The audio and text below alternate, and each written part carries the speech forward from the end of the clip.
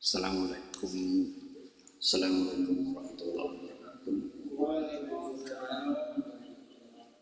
Alhamdulillah wassalatu wassalamu ala rasulillah Sayyidina Muhammadin wa ala alihi wa sahbihi ajma'in. Amma ba'du. Pertama-tama marilah kita janjikan ucapan syukur kita kehadiran Allah Subhanahu wa taala yang telah mengumpulkan kita di majelis ini. Kalau dalam beberapa tafsir dikumpulkannya kita di majelis yang seperti taman surga yang dipenuhi dengan zikir-zikir, dan mudah-mudahan perkumpulan kita di majelis ini menjadi sebuah awal perkumpulan kita di taman surga yang Allah Subhanahu wa taala nanti. Kedua kalinya salawat dan salam semoga tetap tercurahkan kepada junjungan kita Nabi besar Muhammad sallallahu alaihi wasallam. Berkah beliau kita tahu bagaimana caranya mendekatkan diri kepada Allah. Beliaulah satu-satunya yang kita harap syafaatnya,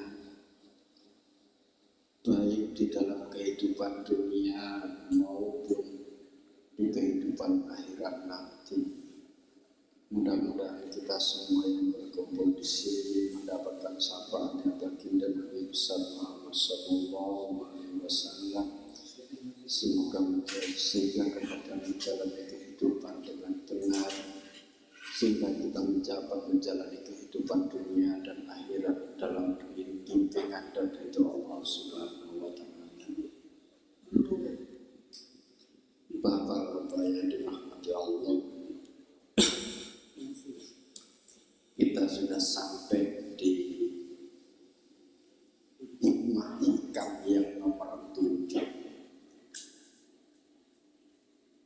Al-hikmatu as-saminah al-atoniyah. Qala al-musannif rahimahullah ta'ala wa nafa'ana bihi wa bihi wa madana fi madadi wa ashabihi ta'ala. Amin. Hikmah yang nomor 7 ini memiliki kaitan erat dengan hikmah yang nomor 6.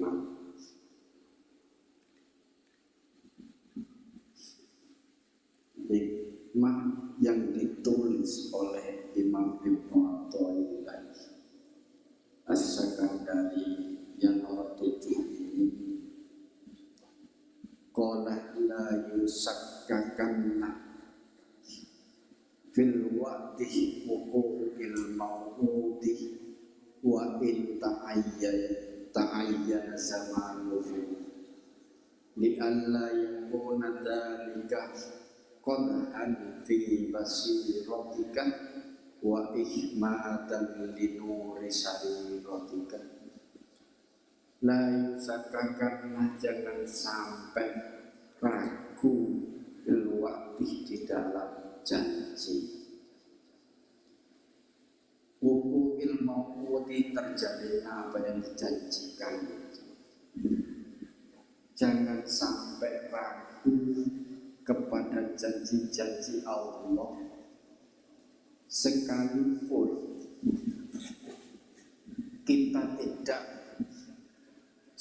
kita selalu merasa bahwa janji Allah itu tidak terjadi atau tidak ditepati. Jangan sampai kita memiliki hati bahwa Allah tidak menepati janjinya kepada kita. Sekalipun kemudian sekalipun sudah ditentukan waktunya. Contoh, kita disuruh baca surat Waqiah ben syuting. Nggih to? hampir semua orang itu lebih sugih baca surat waki. Lengkap baca surat waki biasanya Tuhan setiap hari waki, setiap hari kok sugih-sugih. Itu bukan kemudian Allah tidak menepati janjinya, tidak. Tapi ketika kemudian kita memiliki keraguan bahwa Allah tidak menepati janjinya, maka itu yang kemudian li'alla yakuna dzalika qadhan fi basiratika, itu yang dapat merusak mata hati kita, wa ihmadan min nuri sariratika, dan dapat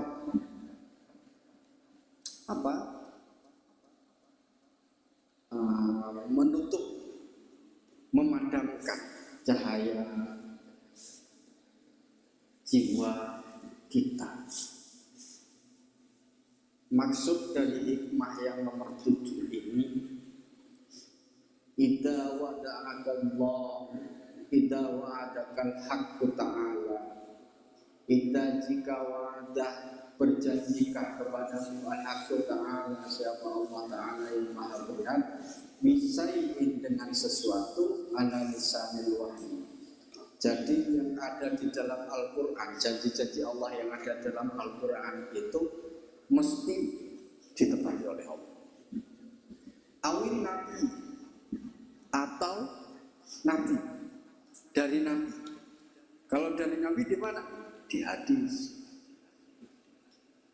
Ausaihin mursid atau kiai-kiai, syekh mursid yang sudah memiliki ilmu dekat dengan Allah. Summalam yakoh dalikal maut, dia ngomong kalau seandainya ada banyak kan di hadis Nabi itu, kalau ingin diampuni oleh Allah bacalah istighfar. Istighfar itu juga menjadi doa agar kita diampuni dosa kita, ya firudunub itu, dan juga agar kita diberikan seluruh hajat-hajat. Itu istighfar. Tapi baca istighfar tiap hari kok enggak kabul-kabul hajat kita. Nah itu jangan sampai tidak terkabulnya keinginan, tidak terkabulnya doa. Kalau kemarin itu jangan sampai kita berprasangka jelek kepada Allah. Sumalam yakun dalikal maut fala yang bagi ayyusakakan lidalika bisikil maut. Jangan sampai kita meragukan dengan kebenaran janji itu.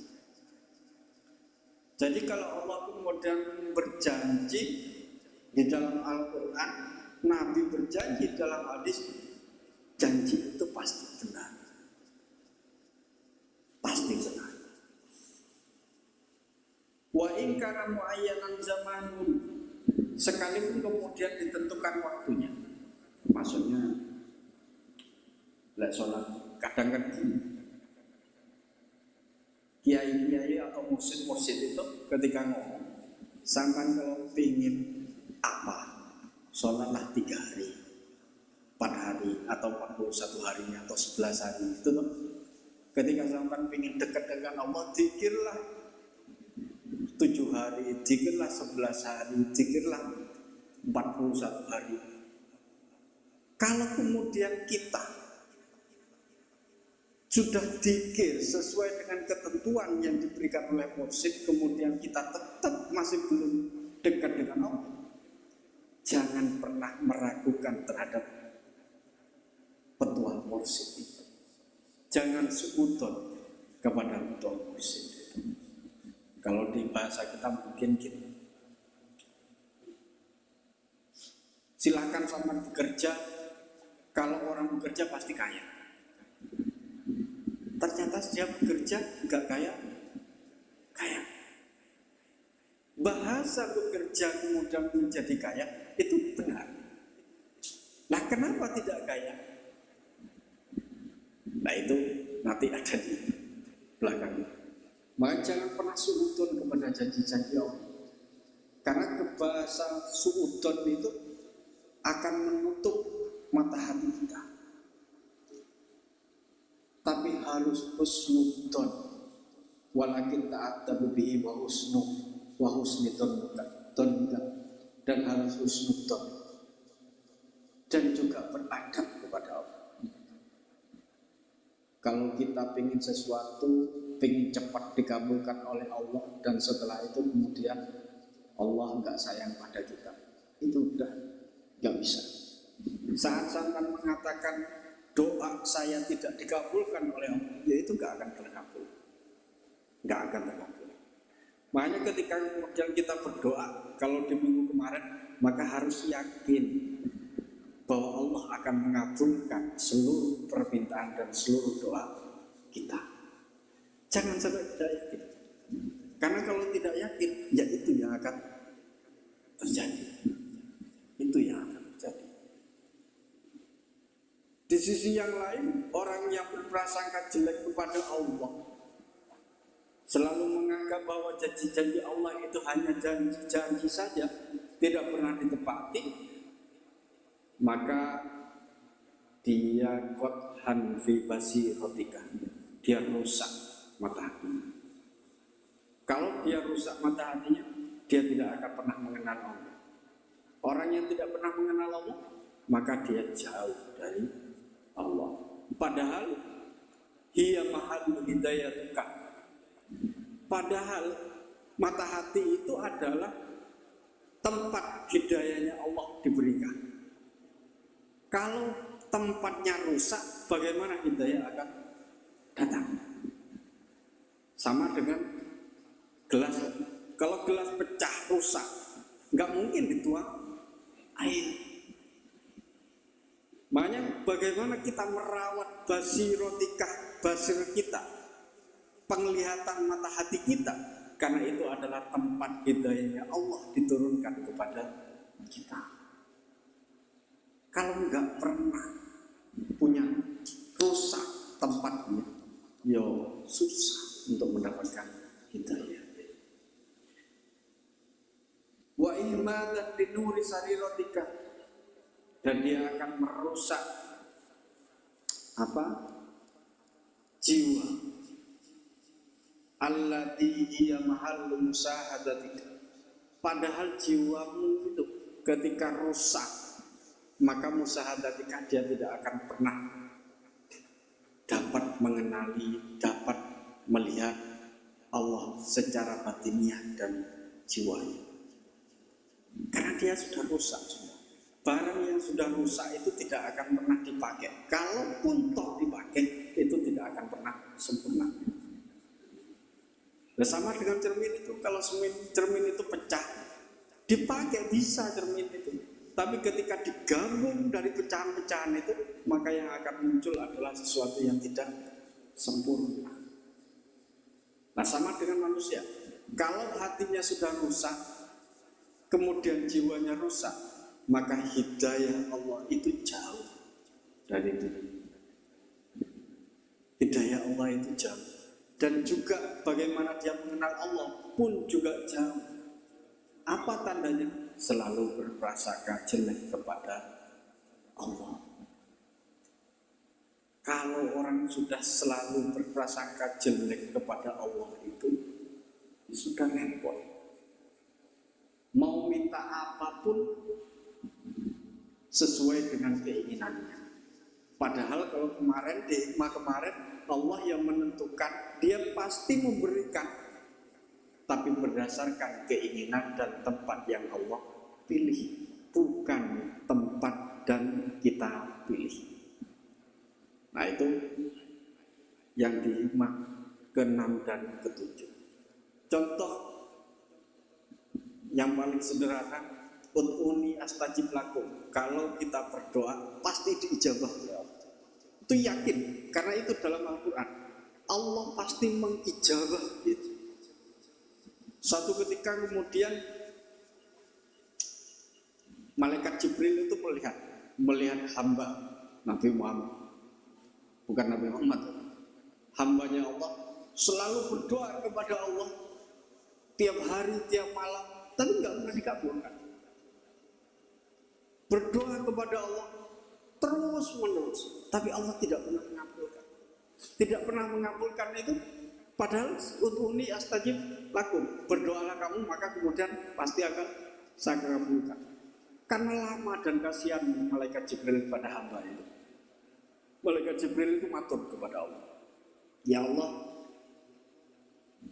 mohonlah, saya memohon untuk mengabulkan doa hamba itu. Kasihan bahasa kita itu, kasihan. Sudah berdoa terus, dia memohon tapi kok belum dikabulkan. Apa jawabanmu? Kalau Allah da'u abdi fa inni uhibbu asma asau.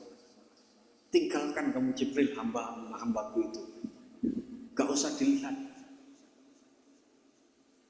Fa inni uhibbu, karena saya senang dengan jeritan dan tangisan seorang hamba yang seperti itu.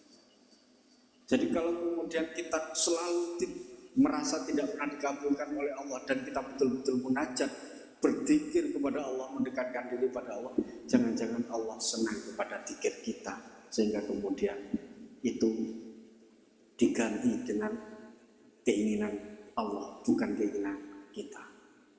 Makanya kemudian doa itu pasti dikabul oleh Allah. Kok tadi tidak dikabul? Bukan tidak dikabul, tapi diganti oleh Allah kepada sesuatu yang dia tidak sadari.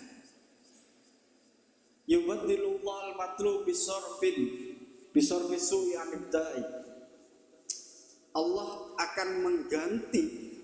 Jadi kalau kita doa kaya ini dikabulkan oleh Allah, dikabulkan, tapi bukan kaya.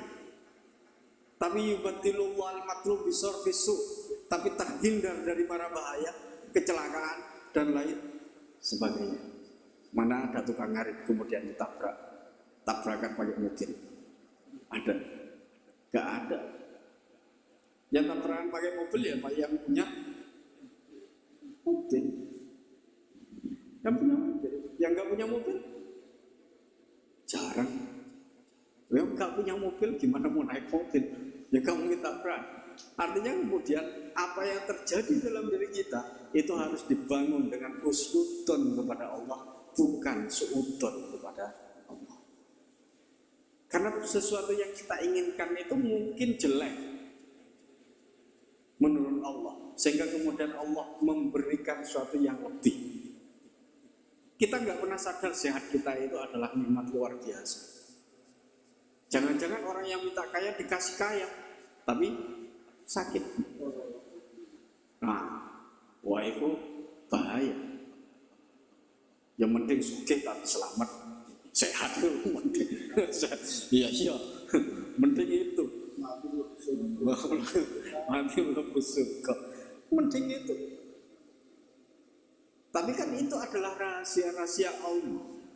Sehingga kemudian ketika kita berdoa, kita tidak bisa memaksa Allah mengabulkan. Barangkali doa kita terijabah langsung oleh Allah karena berbarengan dengan yang dikehendaki oleh Allah, bukan kehendak kita. Bukan kehendak kita. Yang kedua adalah yubadilullah al-matlub bi ghufranid dzunub. Terkadang ini luar biasa. Terkadang Allah itu mengganti doa-doa kita itu bi ghufranid dzunub dengan pengampunan dosa-dosa yang kita miliki. Jadi jangan kemudian gara-gara doa kita enggak terkabul, kemudian enggak berdoa. Jangan. Karena ketika kita berdoa itu, kalau kemudian masuk kepada bighufranid dzunub itu, semua dosa-dosa yang kita miliki itu akan terhapus oleh doa-doa itu. Nah itu kan keren. Kalau umat Nabi Muhammad itu, doa saja itu bisa menghapus dosanya. Nah, yang ketiga adalah yuzahidullah al-matlub lil akhirah. Jadi terkadang doa-doa yang kita sampaikan kepada Allah itu bukan tidak diijabah, pasti diijabah. Tapi dalam yang terakhir ini, terkadang doa itu masih disimpan oleh Allah, bukan untuk kehidupan di dunia kita, tapi itu menjadi tabungan pahala akhirat yang akan diberikan pada kita. Wah itu lebih menarik. Cuman kita kan enggak. Kalau kita berdoa, pengen cepat-cepat dikabul. Padahal syarat di dalam doa, dalam hikmah yang ke-6 itu, salah satu syarat doa terkabul itu ketika dia tidak menginginkan agar cepat dikabul. Syaratnya. Jadi doa itu kalau saya pengen beli mobil sehari, besok gak bisa. Justru gak dikabul. Tapi kalau dia merasa bahwa saya pengen butuh mobil ya Allah, entah kapan terserah panjenengan. Wah itulah cepat.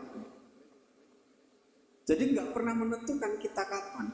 Karena yang menentukan kebutuhan kita itu bukan kita, tapi Allah. Yang meridhoi pun juga Allah. Yang kedua adalah contoh yang kedua, intan surullah yang surkum.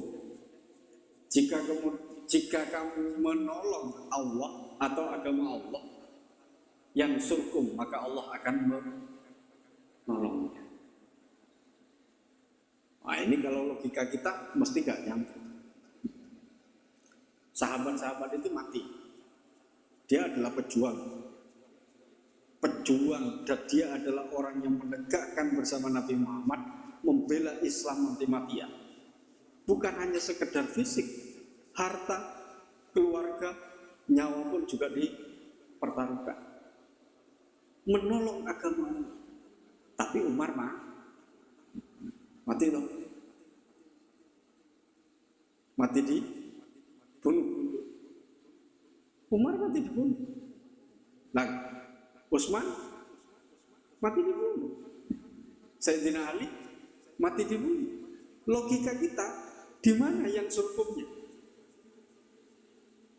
Padahal beliau-beliau itu adalah orang-orang yang berjuang betul untuk menegakkan agama Islam dengan berbagai kemampuan. Tapi kok mati? Kok mati dibunuh itu maksudnya? Kok mati dibunuh? Yang surkumnya di mana? Kemana kemudian Allah? Apakah Allah tidak membantunya? Tidak menolongnya? Ah itu kalau logika kita. Tapi logika Allah beda. Justru kemudian ketika Umar itu dibunuh, Utsman itu dibunuh, Sayyidina Ali dibunuh, kalau kata Mufassir, mereka itu terbunuh untuk menaikkan derajat Sayyidina Umar, Utsman, dan Sayyidina Ali. Dan derajat itu tidak akan pernah bisa dicapai oleh selain kesabaran dan dihina oleh orang. Makanya Sayyidina Umar dihina, Sayyidina Utsman dihina, Sayyidina Ali dihina. Jadi kalau kemudian itu logika yang ada di dalam intan surullah yang surkum. Jadi Allah itu sekalipun para pejuang, sahabat-sahabat itu mati terbunuh, beliau-beliau itu diangkat derajatnya oleh Allah ke derajat yang lebih tinggi. Dan derajat itu tidak akan pernah dicapai oleh siapapun kecuali orang-orang yang sabar dan kecuali orang-orang yang dihina oleh makhluk. Makanya kalau kita dihina oleh orang, sabar, karena barangkali, ya husnudzon saja, barangkali Allah kemudian mengangkat derajat kita lebih, dan itu dimiliki oleh orang-orang yang sabar dan dihina oleh orang. Apa bukti kemudian itu menjadi derajat yang luar biasa? Doanya orang yang ditolimi itu salah satu doa yang paling manjur dan tidak akan pernah ditolak oleh Allah. Orang yang dihina oleh orang, ditolimi oleh orang, itu sangat berbahaya ketika berdoa. Dan dia manjur, pasti dijabah oleh Allah. Nah itu salah satu yang kemudian menjadi bukti. Kok bisa begitu? Kematian, duka, dihina, kenapa bisa mengangkat derajat orang? Coba masuk pada logika yang sederhana. Dokter, profesi dokter ini Ketika ada penyakit kemudian bisul dibedah toh. Dibedah keluar darah. Sakit. Sekarang nggak sakit kan gara-gara dibius. Kalau nggak dibius sakit. Luka. Tapi kalau dalam pandangan kita, kenapa kita kepada dokter kemudian mengatakan ini adalah penyembuhan? Ya karena setelah itu kemudian sembuh. Tapi itu logikanya dokter, bukan logikanya kita. Bukan logikanya kita. Jadi ketika dokter membedah manusia, mengoperasi manusia dengan sayatan dan lain sebagainya, menyakiti dan lain sebagainya, itu kan tujuannya untuk menyembuhkan penyakit. Sama dengan itu. Ketika kemudian Sayyidina Umar meninggal, Utsman meninggal, Sayyidina Ali meninggal karena beliau dibunuh, hanya keinginan Allah untuk menaikkan derajatnya ke derajat yang lebih tinggi. Sama logika dengan itu. Jadi sesuatu yang baik, kalau bahasa kita mungkin emas itu tidak akan pernah menjadi emas kalau tidak dibakar dan ditempal. Itu. Jadi sesuatu itu kalau tidak ditempa tidak akan pernah menjadi berharga. Mulus-mulus saja hidupnya enggak. Pasti dia akan menemukan rintangan dan ujian dan lain sebagainya. Bapak-bapak yang dirahmati Allah, itu kalau dalam Al-Quran. Kalau dalam hadis, ini waruya ala bayhaqi an Aisyah radhiyallahu anha anna ba'da alaihi faqala samitu min Rasulillah sallallahu alaihi wasallam du'an law kana ala hatukum jabalin taini dhahabat qadallahu anhu. Sekalipun jadi Nabi Muhammad itu berdoa, seandainya ada seorang manusia yang memiliki hutang, dia hutang sama dia hutang akhir. Kalau memiliki hutang, pasti Allah apa ya? Ya bukan nyauri, apa ya? Sama berdoa kepada Allah untuk minta dilunasi, dan Allah pasti akan melunasi. Apa kemudian yang dibaca? Allahumma farijal ham kasifal gham mujibud da'wa al-mutarrin rahmanud dunya wal akhirah wa rahimahuma anta tarhamani bi rahmati tanini biha an rahmati an siwa. Itu doa, silakan diamalkan. Jadi kalau lunas hutangnya itu salah satu doanya ini. Tapi doa yang berbeda ada. Hadis dari Ali itu, laukan alai kami sejabalin sayrin dainan ada Allah angkat qala qul Allahumma kfini bihalalika an harami wa aghnini bifadlika amman siwak. Itu doanya. Sekalipun kita memiliki hutang sebesar gunung, Allah pasti akan ngasih, pasti dilunaskan oleh Allah. Bacanya apa? Allahumma kfini bihalalika an harami. Kalau seandainya enggak maju, mau tapi kok saya duwe hutang terus. Gimana? Maka kita harus kembalikan kepada husnudzon. Jangan-jangan bukan janji Nabi yang tidak benar, bukan hadis ini yang tidak benar. Jangan-jangan kemudian ketika kita baca, kita tidak sesuai dengan apa yang dipraktikkan oleh Nabi. Atau jangan-jangan kita baca doa-doa seperti ini, tapi hati kita masih jauh dari Allah. Atau bahasa gampangnya, ya apa kate berdoa wong badan kita itu masih kotor. Jadi dikembalikan kepada diri kita, bukan dikembalikan menyalahkan hadis Nabi, bukan. Banyak loh menyalahkan hadis Nabi, menyalahkan Al-Quran, nggak bisa. tapi kembalikan kepada diri kita. Dan salah satu tanda dari orang yang rusak mata hatinya dan jiwanya itu adalah manusia-manusia yang selalu menyalahkan Al-Quran, menyalahkan hadis, dan juga menyalahkan fatwa-fatwa ulama. Kalau dari Al-Quran seperti itu, hadis sudah, maka bagaimana dalam fatwa ulama? Bukan fatwa, kolah yang disebutkan oleh Abil Hasan Asadili. Kalau Abil Hasan Asadili internal tertilai sampai sini, silahkan diamalkan semua itu. Internal ketika saat tidur, mau tidur, bacalah a'udzubillahi minasyaitonirrajim, bismillahirrahmanirrahim, hom samarrotin 5 kali.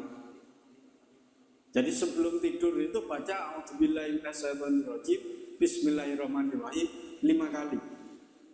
Setelah 5 kali kemudian dilanjutkan, Allahumma bihaqqi Muhammad arini wajha Muhammad sallallahu alaihi wasallam halan wa ma'alan. Kalau orang yang sering baca itu, apa yang dikatakan oleh Abil Hasan sendiri, ro'an nabi fi manami, maka dia pasti akan bermimpi bertemu dengan Rasulullah. Kok muncul sampai 40 hari tapi gak ketemu Nabi? Berarti hati kita tidak connect dan tidak bersih untuk ditepati atau bertemu dengan makhluk yang paling agung. Bukan petuah Abil Hasan sendiri yang salah, bukan. Tapi diri kita, hati kita yang masih belum bersih menerima dan bertemu dengan Kanjeng Nabi. Dan janji ini betul. Jadi kalau jenengan ingin ketemu Nabi, bacain setiap mau tidur. Boleh diamalkan. A'udzubillahi minasyaitonirrajim, bismillahirrahmanirrahim 5 kali. Allahumma bihaqqi Muhammadin arini Muhammad sallallahu alaihi wasallam halan wa ma'alan. Arini wajha Muhammad sallallahu alaihi wasallam halan wa ma'alan. Itu pasti ketemu. Itu bahasa yang disampaikan oleh Abil Hasan. Jadi janji-janji yang dimiliki oleh Allah di dalam Al-Quran dan janji-janji yang dimiliki oleh Nabi kepada makhluknya, termasuk ulama-ulama yang sudah menjadi mursyid, itu pasti benar. Jangan pernah meragukan apa yang ada dalam Al-Quran, jangan pernah meragukan apa yang ada di dalam hadis, dan juga jangan pernah meragukan kepada qolah atau petuah-petuah para ulama yang sudah mendekat dengan Allah. Karena kalau sampai meragukan, pasti hatinya akan rusak dan pasti jiwanya akan gelap atau padam, tidak bercahaya. Itu kalau sudah padam dan rusak hatinya, maka hidayah tidak akan pernah mampir pada kita, dan juga musyahadah atau mengenal Allah lebih jauh itu tidak akan pernah ada dalam diri kita. Saya rasa itu yang bisa disampaikan di dalam hikmah yang ke-7. Kita ketemu di hikmah yang nomor 8 ke depan.